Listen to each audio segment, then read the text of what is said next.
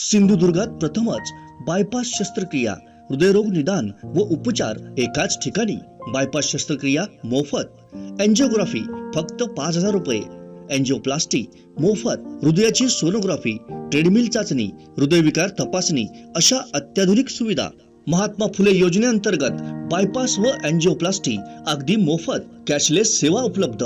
Super speciality life time hospital, Padwe, Kasal Malvan मार्गालगत, तालुका कुडाळ, जिल्हा सिंधुदुर्ग. संपर्क हृदयशास्त्र विभाग, सिद्धेश रासम, 8355 88 56 67. हॉस्पिटल रिसेप्शन 023 67 23 40 00 आणि मोबाईल 93 700 56 076 94 209 076 61 आणि 70 202 90 316. वैभववाडी शहरात पाणी पुरवठा होत नाही. सत्ताधाऱ्यांच्या नियोजन शून्य कारभारामुळे नागरिकांना पाणी टंचाईला सामोरं जावं लागतंय. पाण्यासाठी वणवण करावी लागते. याला जबाबदार प्रशासन आणि सत्ताधारी आहेत. प्रशासनानं 2 दिवसात उपाययोजना न केल्यास नगरपंचायतीवर घागर मोर्चा काढणार असा इशारा नगरसेवक रणजित तावडे यांनी दिलाय. वैभववाडी शहरातील पाणी पुरवठा विस्कळीत झालाय. यावरून शिवसेना ठाकरे गटाचे नगरसेवक रणजित तावडे यांनी प्रशासन आणि सत्ताधारी यांच्यावर टीकास्त्र सोडलाय. या टंचाईला सत्ताधारी आणि प्रशासन याला त्यांनी जबाबदार ठरवलंय. या प्रकरणी नगरपंचायतीशी संपर्क साधला असता त्यांचं असं म्हणणं आहे की शहराला पाणी पुरवठा करणाऱ्या विहिरीची पाणी पातळी कमी झाली आहे, त्यामुळे 1 दिवस आड करून पाणी सोडलं जात आहे. वैभव नगरपंचायतीमध्ये सध्या पाणी असून म्हणजे दुष्काळासारखी परिस्थिती झाली आहे. आजच्या घडीला पाणी जवळजवळ पहिल्यांदा दीड महिना तर 1 दिवस अडकून येत होतं, कधी 2 दिवस अडकून येत होतं. आता तर 5 ते 6 दिवसांनी पण पाणी आलं तर आलं. ऑल फिरवले जातात की नाही फिरवलं बघत नाहीत, फक्त पाणी आलं काय म्हणून विचारतात लोकांना. एकाच दुसरी कळशी लोकांना भेटते. लोक रोज इकडून तिकडून पाण्यासाठी धडपड चालली आहे लोकांची.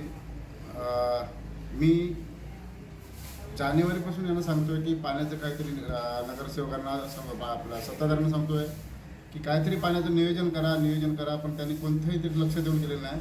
त्यांनी आता जलस्वराज्य चालू केलं आहे, पण त्याचं प्रत्येक ठिकाणी रोज आज लाईट गेली, आज मीटर जळला, कुठे वॉल लिकेज आहेत, कुठे एअर वॉल नाही, हे त्यांची रोजची कारणं चालू झाली आहेत. आज टाकीत पाणी नाही, ही रोजची कारणं चालू झालेली आहेत.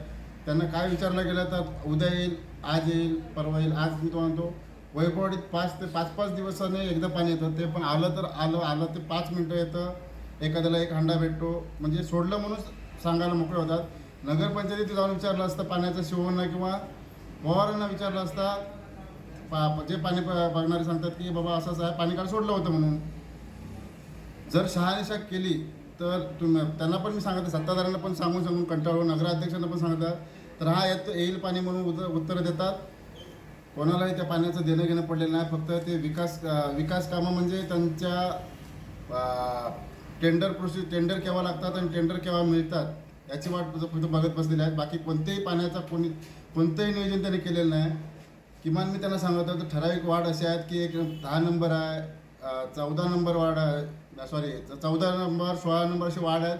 त्यामध्ये अक्षरशः पाण्याची हालत बेकार आहे.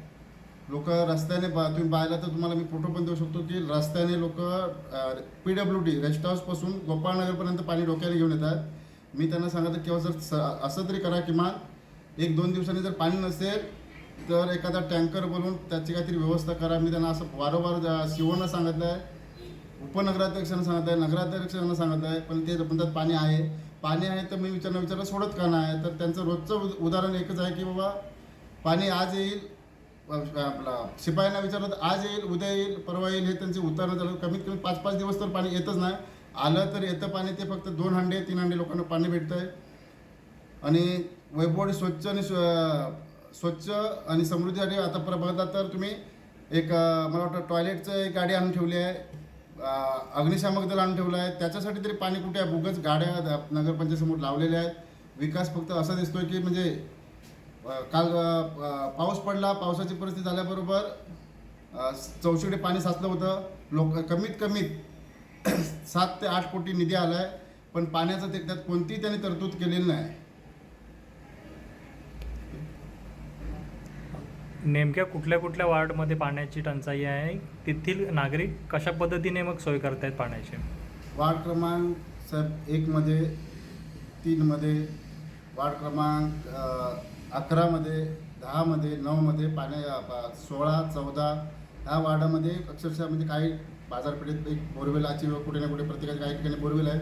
या ठिकाणी खरोखरच पाण्याची व्यवस्था अजिबात नाही आहे. लोक 500 रुपये टाकी घेऊन आज पाण्याचा उदरनिर्वाह करत आहेत. वारंवार यांना सांगतोय की तुम्ही विकास कामात पाण्याची तरतूद काहीतरी पकडा, पण कोणतीही पकडली जात नाही. वार्ड क्रमांक 16मध्ये सुद्धा मी त्यांना सांगत होतो की एक पाणी खूप आहे वार्ड क्रमांक 16मध्ये, पण त्याचं नियोजन नाही आहे. त्याच्यासाठी एक सार्वजनिक विहीर बांधली, पण विहीर फक्त अशी ठेवली. गेल्या वर्षी विहिरीला जवळजवळ 16 लाख रुपये खर्च केले आहेत. त्या विहिरीमध्ये पाणी खूप आहे, पण त्याचं नियोजन काही केलेलं नाही. अजून ती विहीर उपसलेली पण नाही किंवा स्वच्छ पण केली नाही, फक्त बांधून ठेवलेली आहे. त्याच्यावरती कोणताही परत विचारलं गेलं साहेबांना तर तसं करून घेतो म्हणून सांगितलं, पण अजून कोणती विहीर उपसा करून स्वच्छ धुतलेली पण नाही. त्यामुळे लोक तिथे पाणी पण पित नाही आहेत. त्यानंतर लोक जो विकास केला म्हणून सांगतात, तर त्यांना माझा असा प्रश्न आहे की साधं तुम्ही लोकांची अपेक्षा एकच असते की लाईट, पाणी आणि रस्ते एवढीच अपेक्षा असते, पण तुम्ही पाणी देऊ शकत नाही. म्हणजे तुम्ही विकास काय केला असेल त्यांनी सत्ताधाऱ्यांनी बघायचं आहे. आणि सत्ताधाऱ्यांना का डोळे ढाकून राहतात तेच आम्हाला काय समजत नाही की पाणी प्रशासनावरती यांचा कोणती वचक नाही आहे. शिपाई सांगतात किंवा नगरपंचायतमध्ये अधिकारी सांगतात की बाबा पाणी भेटतं आहे, त्यामुळे यांनी कोणालाही शहानिशा केली नाही. फोन केला तरी सांगणार बाबा पाणी येईल. आणि लोक मला एप्रिल, मे आणि जून 3 महिने लोकांना आज पाणी नाही. आणि एक दिवस आड करून सोडायचे, ते पण बंद झालं. जवळ 5-5 दिवसांनी पाणी येतं. हे रोजची त्यांची नाटकं चालू झालेली आहेत. मी त्यांना वारंवार सांगतोय की बाबा, मी विरोधक म्हणून सांगत नाही, एक तुम्हाला म्हटलं नागरिक म्हणून सांगतो की पाणी ही लोकांची मूलभूत गरज आहे, पण तुम्ही ते देऊ शकत नाही. तर खरोखर तुमचा विकास हा निव्वळ भकास करून ठेवला आहे तुम्ही. एक आता विरोधी नगरसेवक म्हणून तुमची आता पुढील भूमिका काय असणार जर नगरपंचायतीने पाणी पुरवठा सुरळीत केला नाही तर? मी नगरपंचायतीने जर पाणी सुरळीत नाही केलं असेल तर मी त्यांना सांगणार की बाबा तुम्हाला मी त्यांना मागच्या वेळी पण सांगतो, तुम्हाला जमत नसेल तर तुम्ही राजीनामे द्या. नगराध्यक्ष आणि उपनगराध्यक्ष पण सांगत होतो की सरळ तुम्ही राजीनामे दिला तर बरं होईल, कारण तुम्हाला प्रशासनावरती वचक नाही, तुम्हाला प्रशासन ऐकत नाही. कारण जानेवारी महिन्यात मी त्यांना वय दिलं होतं की तुम्ही पाण्याचं नियोजन जानेवारी महिन्यात केलं असाल तर आज पाणी लोकांना 100% पुरलं असतं. आणि आज ते जलस्वराची विहीर चालू करतायत, त्यामुळे जलस्वराची विहीर जानेवारीमध्ये मी त्यांना सांगते चालू करा म्हणून, पण ते अजून कोणती केलेली नाही. जर या 2 दिवसात त्यांनी पाण्याचं नियोजन नाही केलं तर लोकांना, जनतेला घेऊन मी नगरपंचायतीवरती घागर मोर्चा काढण्याची घागर मोर्चा 100% आम्ही घागर मोर्चा घेऊन तिथे येणार.